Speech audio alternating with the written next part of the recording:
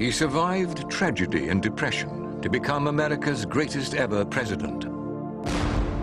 He had the courage to destroy slavery, but it took a civil war and the loss of 600,000 lives.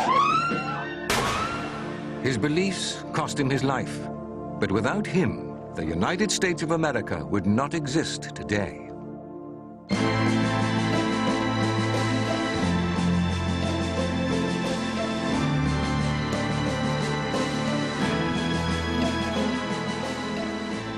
Abraham Lincoln, America's moral hero. A man whose courage and brilliant strategy saved a nation from destruction.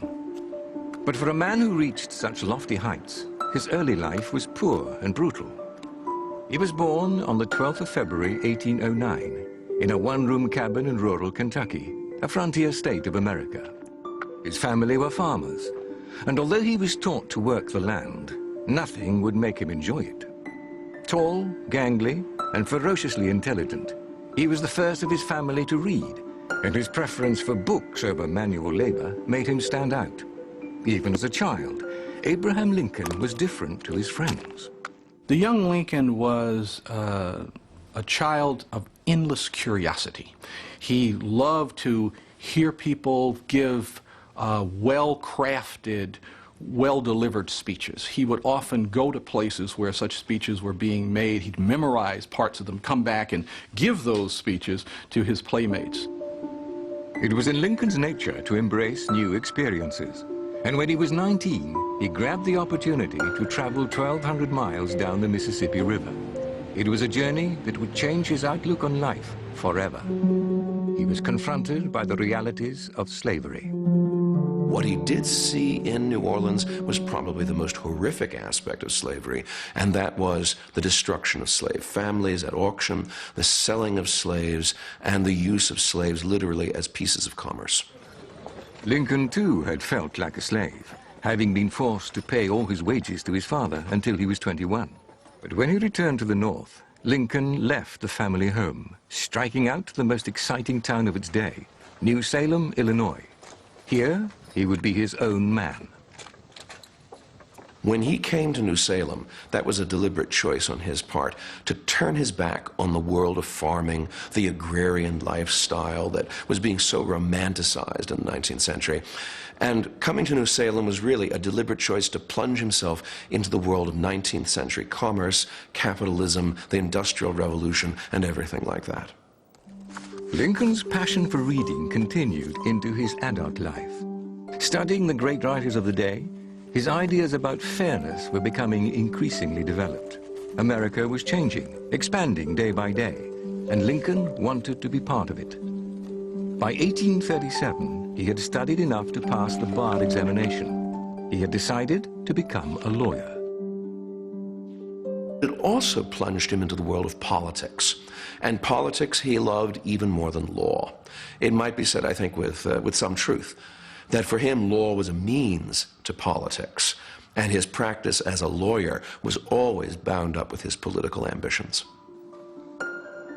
In New Salem, he met a woman called Anne Rutledge, and a romance quickly blossomed. But Lincoln's life took a tragic turn when Anne died of a fever, aged only 22. Her death plunged Lincoln into a deep depression that recurred throughout his life. But hard work overcame these black spells. He had become a successful local politician, and the ambitious young Lincoln was proving difficult to ignore.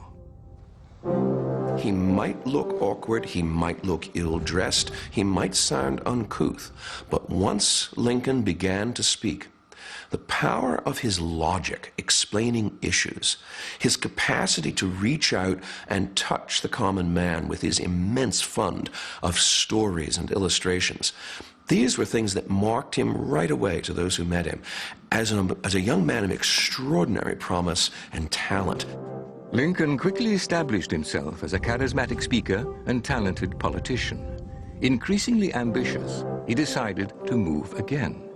Leaving New Salem, he went to live in Springfield, the state capital of Illinois. There he met and married a wealthy and well-connected young woman called Mary Ann Todd.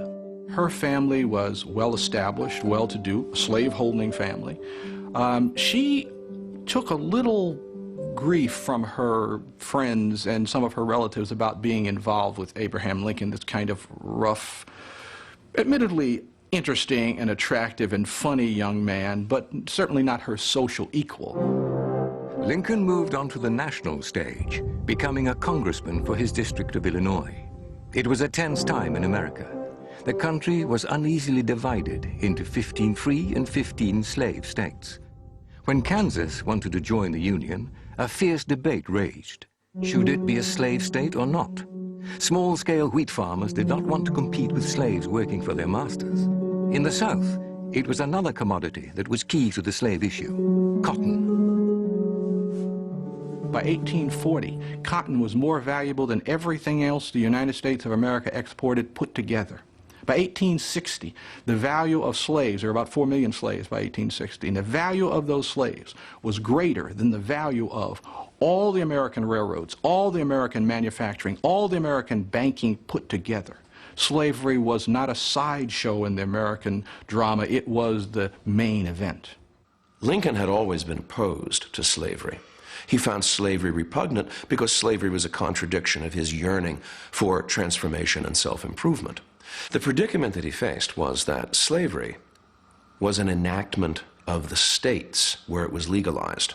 Therefore, the federal government had no authority to pass any kind of statute touching on slavery. In 1858, Abraham Lincoln decided to run for the United States Senate. At the beginning of the campaign, he made a speech that inflamed the nation.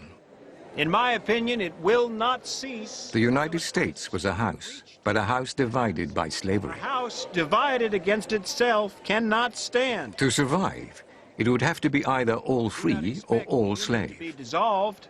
I do not expect the house to fall. Abraham Lincoln had unintentionally raised the specter of civil war.